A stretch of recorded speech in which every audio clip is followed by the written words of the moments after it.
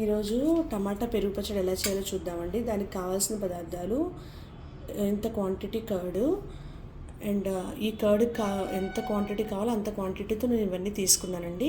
కొంచెం అల్లం ముక్క, పచ్చిమిరకాయలు, 2 టమాటాలు, కొత్తిమీర.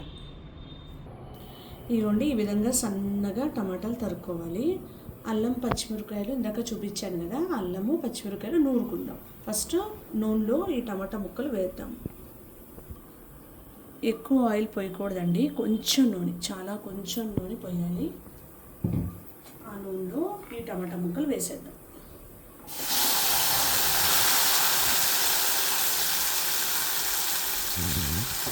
మనం మూత పెట్టమండి, టమాటాలు ఇలాగే వేగుతాయి.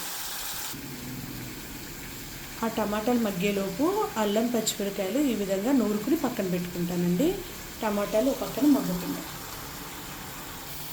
ఈ విధంగా టమాటాలు నీరు రాకూడదండి, అందుకే మనం ఉప్పు వేయట్లేదు దీనిలో. సో ఇలా వేగాలి. కొంచెం పసుపు మాత్రం వేసుకుందాం. ఉప్పు వేయమండి, కర్డ్లో వేస్తాం ఉప్పు, పసుపు కొంచెం. ఈ విధంగా మగ్గిపోయిందండి, వాటర్ అస్సలు లేదు గమనిస్తుంటే. సో దీన్ని చల్లారిపెడతాం. ఇప్పుడు ఆఫ్ చేసేద్దాం, గ్యాస్ ఆఫ్ చేసి చల్లారిపెడతాం. పక్కన ఈ కర్డ్లో కొంచెం మనకి తగినంత ఉప్పు వేసుకుందాం. ఇక్కడే యాడ్ చేస్తామండి ఉప్పు, మనం టమాటాలో మాత్రం యాడ్ చేయం. సన్నగా కట్ చేసాను కొత్తిమీర, దాన్ని ఈ కర్డ్లో వేసుకుందాం. ఇంకొక టమాటా శుభ్రంగా చల్లారిపోయింది, ఇది కర్డ్లో కలుపుకుందాం.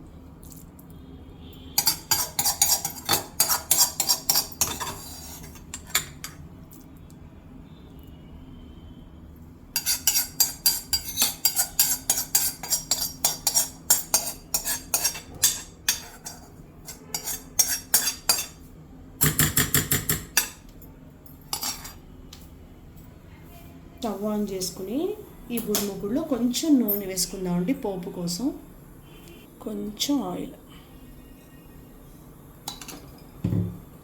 ఇప్పుడు ఈ ఆయిల్లో మినప్పప్పు కొంచెం, శనగపప్పు,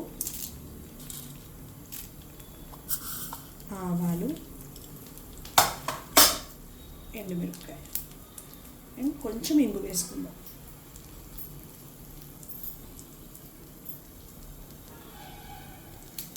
పోపు వేగిందండి, ఇప్పుడు దీన్ని పక్కన పెట్టుకుందాం, చల్లారనిద్దాం. కాసేపు చల్లారించాక మనం కర్డ్లో కలుపుతాం. ఈలోపు మనం ఇందాక కొట్టుకుని పెట్టుకున్న అల్లం వెల్లుల్లి, అల్లం పచ్చిమిరకాయ దీనిలో వేసుకుందాం. సారీ అండి, వెల్లుల్లి కాదు, అల్లం పచ్చిమిరకాయ. ఇప్పుడు ఈ పోపు మొత్తం దీంట్లో వేసేద్దామండి.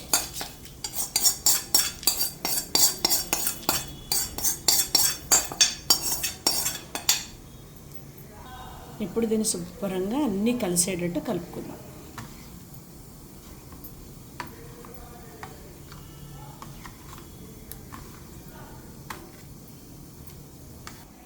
ఇదిగోండి ఈ విధంగా టమాటా పెరుగు పచ్చడికి రెడీ అయిపోయింది. చక్కగా ముక్కలు మనం తింటున్నప్పుడు పంటికి అంటి చాలా రుచిగా ఉంటుంది.